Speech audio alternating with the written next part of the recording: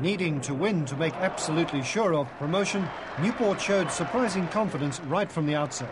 From a swinging corner, John Aldridge wasn't all that far off the mark with this header.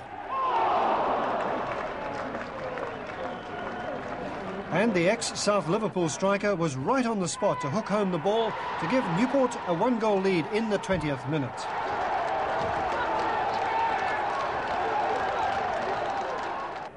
County had brought nearly 8,000 fans with them, and they certainly had plenty to cheer about. And there was even better to come just around the corner. 2 minutes later, it's Aldridge again. Walsall, who'd only lost once before at home this season, were all at sea. But they momentarily got back into the game when County needlessly gave away a penalty. Player-manager Alan Buckley took it, and that made it 2-1 in Newport's favour.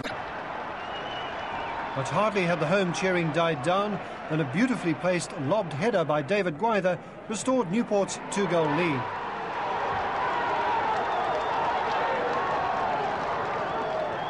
This was commanding football, and Newport were now well on course for the 2 points which would guarantee them promotion.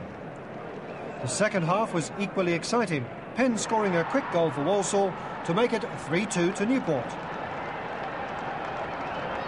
Newport tightened up considerably after that to make sure that Walsall didn't score on the break, but they needn't have worried too much, for Tommy Tynan put the game out of Walsall's reach with a splendid header. The seconds ticked away, and so too did Newport's occupancy of the 4th Division. At the final whistle, their manager Len Ashurst was amongst the first to rush out to congratulate his team. It's been Ashurst who earlier in the season turned down a chance to manage Sunderland out of loyalty to the Somerton Park board, who deserves much of the credit for turning Newport County from the joke side of the Football League into one of the most skillful units in the 4th Division. It's been a marvellous season for County, promoted for the first time since 1939 and guaranteed a place in European football for the first time in their history. And the fairy story didn't end there as they barnstormed their way through the Welsh Cup competition. Their first involvement was against Cardiff City at Somerton Park. The City outplayed, but it still took more than an hour for Newport to score their first goal. A through pass from Kevin Moore, and that man Aldridge on the spot.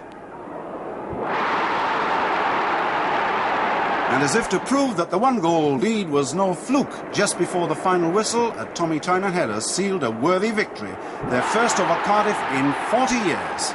More difficult one to follow in that they had to travel to the racecourse, but Wrexham suffered the same fate as Cardiff.